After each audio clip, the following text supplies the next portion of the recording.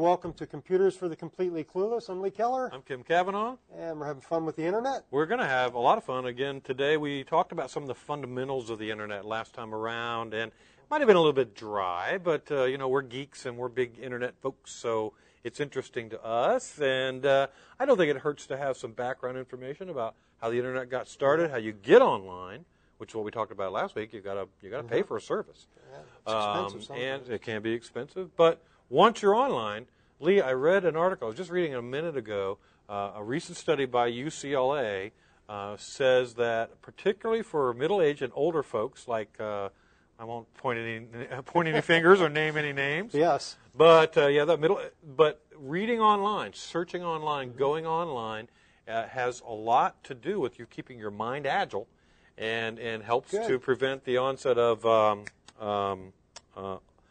Alzheimer's. Yeah. Part-timers. Yeah.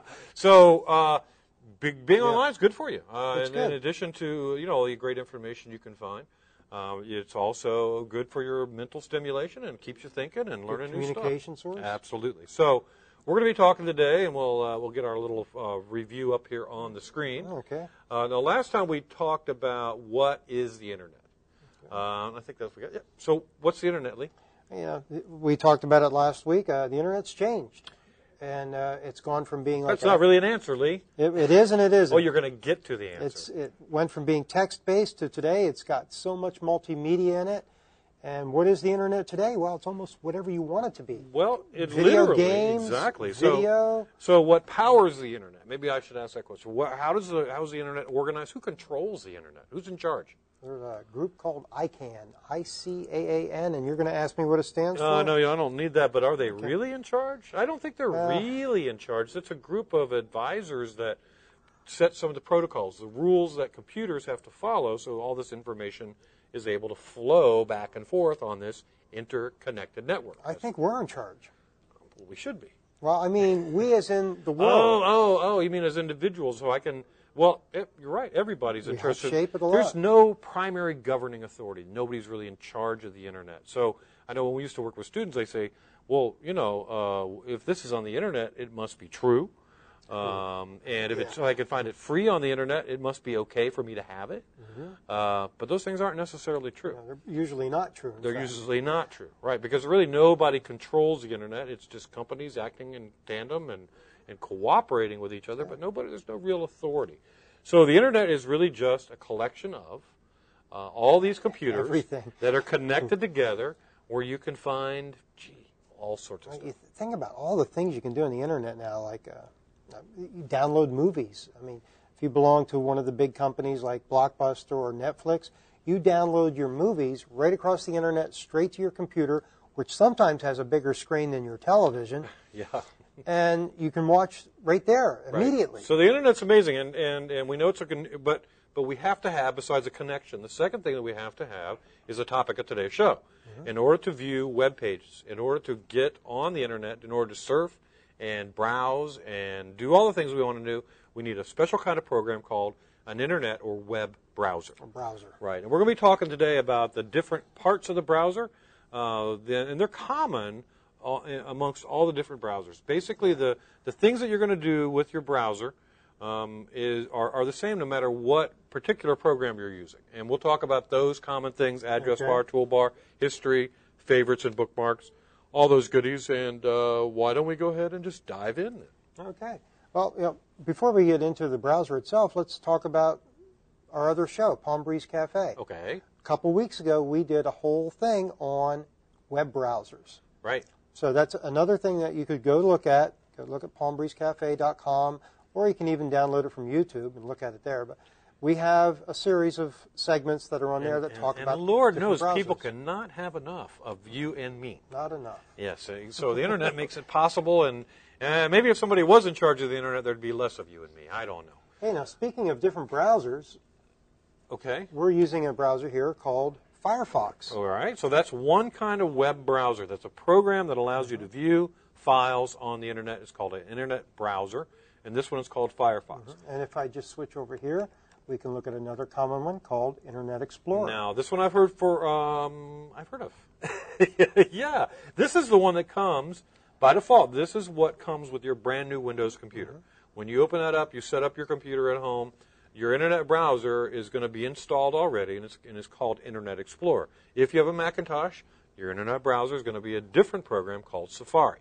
They do the same exact things, but a little bit differently in how they get it done. And the thing that we're going to be talking about today is all of this stuff at the top here. Right. Now, sometimes we call this the Chrome of the browser. In other words, the operating controls. How do you interact with this program to find the information that you want to find?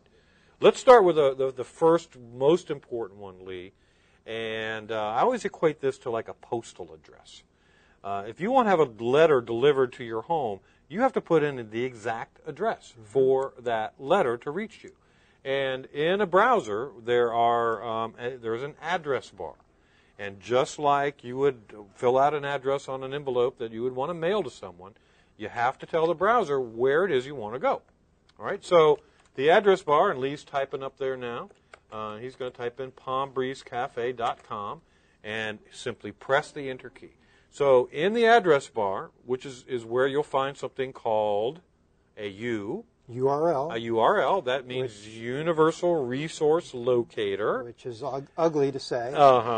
But it means the address of the website. And you're going to hear that sometimes. Somebody will tell you to go to this URL. Go to this URL. So that's what they mean. When you hear the word URL, they're looking for, or they're talking about, the address of the site. And it might be www.google.com, www.palmbreezecafe.com. Now, as I look to the right of this, there's an arrow at the end of the address bar. What's that for, Kim? Well, that little arrow there keeps track of all the websites you visited during this session. In other words, since you open up the browser, it's going to keep a track of places that you've recently visited or links that it's finding on that page.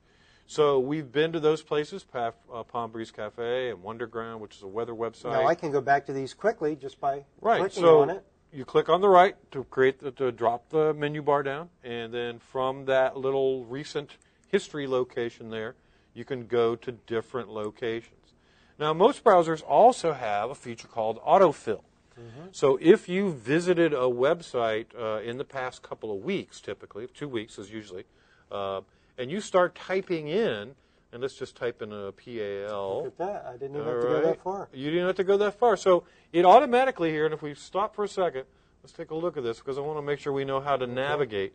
Now, so you typed in www.p, and it started to bring up all these places that start with the letter P. Palmbeach.k12, the school district website, Palm Breeze Cafe, and pbpost.com. Now, how would I select one of those, Lee? I'm just using my arrow key. Okay, to so go you're down. going to press the down arrow on your keyboard. Or I could just use the mouse. Or the mouse. If you're using the arrow key, when you get to the one you want, you hit enter. Okay. If you're using the mouse, you just click on it. And bada bing. That takes you to the Education Network page. Very easy to do. All right. And all you had to do, again, was kind of keep track of that as you were watching and typing in the address bar. It'll start to prompt you for where it thinks you might want to go. And this helps me a lot because, personally, I forget. And that's how I can remember things. Started with a P. There you go. And so it's like a way to keep track of where you've been. And, of course, we're going to go away right now, but we'll be back in just a minute with more from Computers for the Completely Clueless.